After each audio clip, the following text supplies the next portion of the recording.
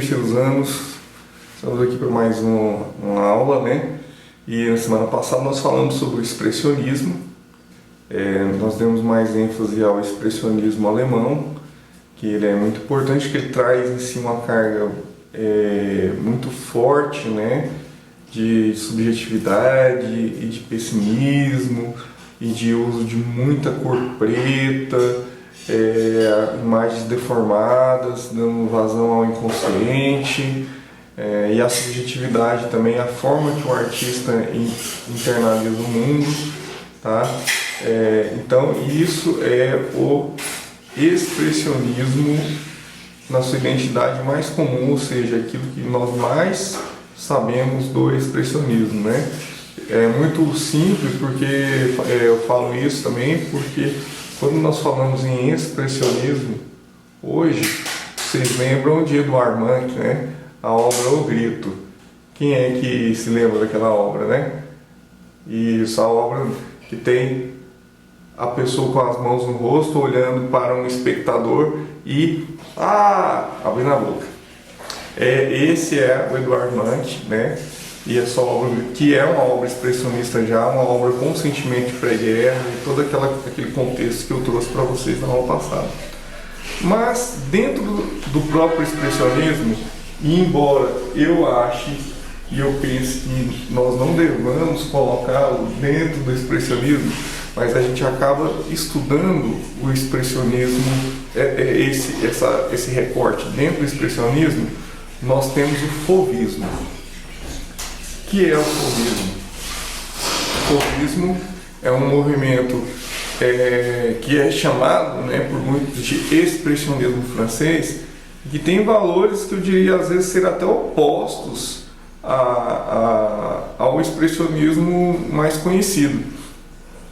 Como, por exemplo, o uso de cores muito brilhantes e puras, né, que são dissociadas da Terra de forma extremamente livre, né? O uso também de um certo universo simbólico nas obras, porque a gente tem Paul Gauguin, que vem do simbolismo nesse momento e traz muito da carga do simbolismo para o universo fauvista, né? E nós temos o grande expoente Henri Matisse, que vai nos trazer uma frase que vai ser a alma, que vai ser o cerne do fauvismo, tá? Vai ser o cerne do fauvismo. E qual que é a frase do Henri Matisse? É uma frase bem simples, é assim, ó: para o céu, o mais azul dos azuis; para a terra, o verde; e para a vermelhidão dos corpos, o vermelho. Professor, mas o que Henri Matisse quis dizer com essa frase? Nada, o que ele quis dizer mesmo? Que para o céu azul é azul, que a terra ela é verde porque é gramada e que os corpos serão vermelhos. Ou seja, nós não vamos tentar fazer um corpo com a tonalidade que se aproxime da nossa real tonalidade de pele. Nós não vamos fazer luz e sombra, não vamos usar gradação, né? Não vamos usar borrões para dar a impressão de nada. Os borrões serão borrões, a tinta será tinta, a cor será cor. E que o Henri Matisse quis dizer é o que ele quis dizer. Não há uma interpretação filosófica para isso. Tanto que não existe um manifesto fauvista. Não existe um manifesto fauvista. Embora ele se contraponha aos valores expressionistas mais conhecidos, não existe um texto que alguém falou assim: nós vamos nos contrapor ao expressionismo porque a gente não concorda, a gente não gosta, e a gente, etc. Não existe esse escrito, não existe esse manifesto, tá? Inclusive o fauvismo é muito conhecido por não possuir um manifesto escrito falando sobre suas obras. Então, quem são os grandes artistas fauvistas, né?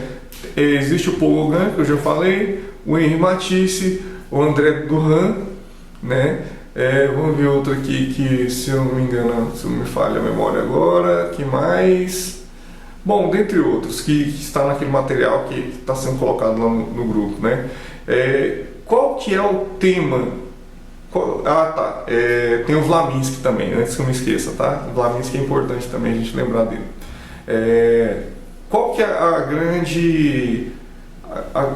o grande ímpeto, qual que é a grande visão, são os temas do fauvismo?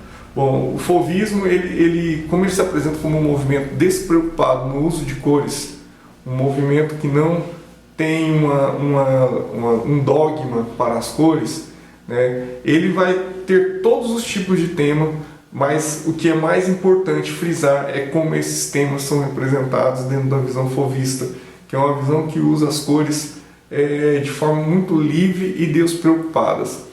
E o nome fauvismo, que escreve-se F-A-U-V-I-S-M-O, fauvismo, mas a gente lê fauvismo, de onde que vem? Vem também de uma crítica, da mesma forma que os impressionistas receberam sua crítica, os fauvistas receberam também. Fauve, em francês, é feras, bestas, animais, burros, animalescos, enfim. Você entendeu onde que a gente quer chegar, né? Quem criticou o movimento queria simplesmente enfatizar o fato ou a sua percepção de que os fauvistas utilizavam as cores como animais, utilizavam as cores como bestas, como feras, como selvagens, né? Que eles não tinham uma visão aprimorada da cor. Enfim, eles criticaram o movimento e da mesma forma que foi feito através de um processo de ironia, de se apropriar do nome, assim como fizeram os impressionistas, eles também se apropriaram do nome e se intitularam fauvistas, né? Ou ao que alguns, para não fugir dos pejorativos, por um tempo chamou de expressionismo francês. Bom, pessoal, o conteúdo que eu gostaria que vocês dessem foco hoje é sobre o fauvismo. Façam uma leitura tranquila desse movimento. Vocês podem pesquisar, fazer pesquisas extras. Vou colocar hoje uma leitura extra, eu vou chamar de leitura extra, tá, sobre o fauvismo para vocês, porque o material que tem de fauvismo, naquele material da semana passada, que a gente vai usar o mesmo texto, é pouco. O fauvismo, embora ele tenha toda essa despreocupação e ele aconteceu num curto espaço de tempo, tem muita coisa interessante para ser lido sobre ele, tá? Então eu vou colocar e vou dar uma ampliada no que está no nosso texto, para caso vocês tenham interesse em ter uma maior percepção do fauvismo ou se aprofundar um pouco mais, vocês possam fazer isso tranquilamente, tá bom? Vou colocar lá, mas de antemão eu já quero dizer assim, muitos textos que eu produzo, muitos textos que eu estou colocando, eu mesmo estou produzindo. Minha fonte de pesquisa é um lugar que eu gosto muito, chamado Enciclopédia Itaú Cultural. Ela é livre, ela é gratuita, ela é muito boa.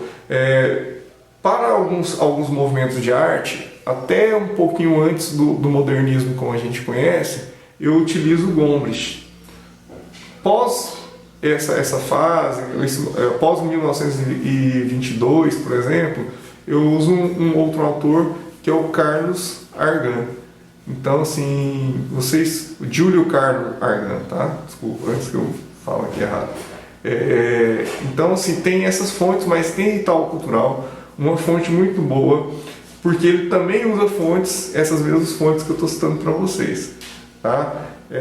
Façam a leitura, respondam a atividade e até a próxima aula.